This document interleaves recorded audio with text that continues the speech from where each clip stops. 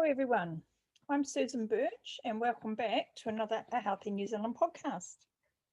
Today I'm having a little bit of a rant about the interview Kim Hill did with orthopaedic surgeon Gary Fettke from Tasmania. Dr Fettke is the only Australian doctor who has been banned from providing nutrition advice to his patients. And this happened when he advised his diabetic patients to follow a low carbohydrate diet. Kim's interview with Gary was to talk about the demonisation of red meat that has become a worldwide trend. Unfortunately, Dr Fettke wasn't given the opportunity to talk about the science or the unique value that red meat and animal foods bring to human health. Instead, as usual with this debate, the argument is changed to climate change and then animal welfare, with the assumption that those who defend eating red meat don't care about either of these issues. Unfortunately, Kim didn't do any background research into the topic before her interview. If she had, she would easily have uncovered some of the following facts. Humans have been eating animal foods for our entire evolutionary history. Radioisotope nitrogen levels show 27 lines of evidence demonstrating that humans evolved as high-level carnivores. The human body has evolved with an essential need for certain nutrients in the correct combinations and in correct ratios with each other. These are available in the most bioavailable form from animal foods. Yes, plant foods can supply some of these nutrients, but they're often in different forms and are harder to digest and convert and absorb from animal foods. So it is essential that we get adequate amino acids, fatty acids, vitamins, minerals, and trace elements. The fact that there are no plant foods that contain vitamin B12 is clear evidence that we did not evolve eating a plant-based diet. Animal foods provide unique benefits to our health that we can't get from plants alone, and they do this at a significantly lower calorie intake. We shouldn't deny these facts just because they don't suit our current narrative. Kim's next point was that meat causes heart disease, diabetes, cancers, kidney failure, osteoporosis, and a whole lot of other things. This is completely untrue. The studies that we see on the news and in the media are very misleading. This data comes from epidemiology or observational studies. It was the doctoring of the data 70 years ago by Ansel Keys in his 7-country study that got us in this mess in the first place. All observational studies can tell us is there's a relationship between two events. They can't determine cause and effect. Think about shark attacks and eating ice cream. When more people eat ice cream, there are more shark attacks. This doesn't mean eating ice cream causes shark attacks. It means there may be another factor that's common to both.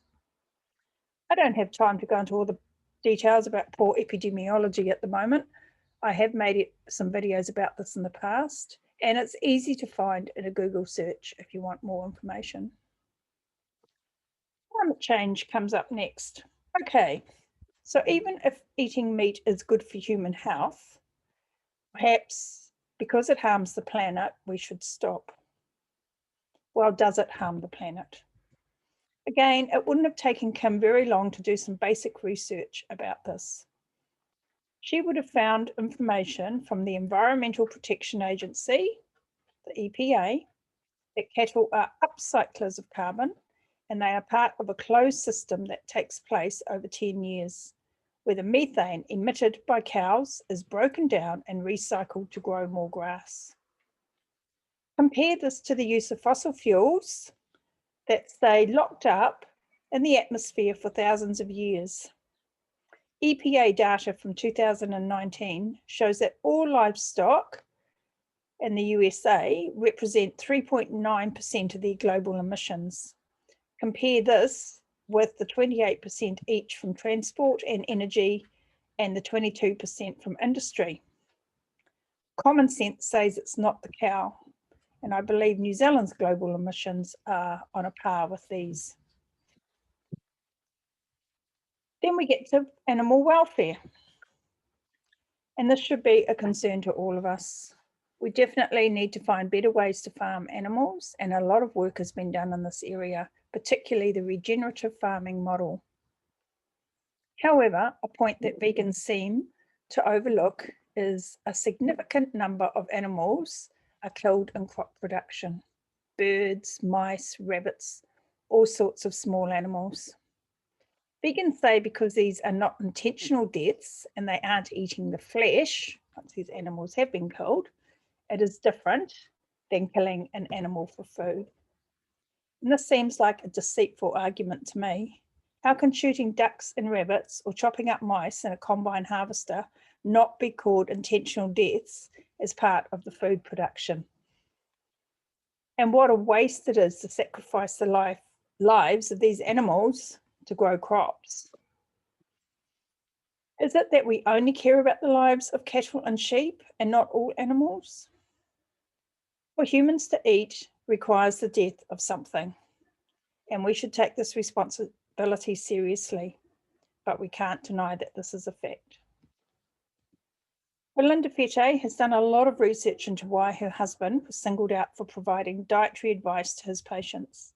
She continues to uncover a fascinating story about the vested interest behind the plant-based movement. She has a website I will put into the show notes if you would like to learn more. And I did a great interview with her last year, so that's well worth checking out. I'm looking forward to talking with Dr. Fettke on my podcast in a few weeks, so we can talk about this in more detail. I do hope that Kim Hill will have him back on her show, but this time I hope she does some homework and is much better prepared. Thanks for listening. Talk to you next week.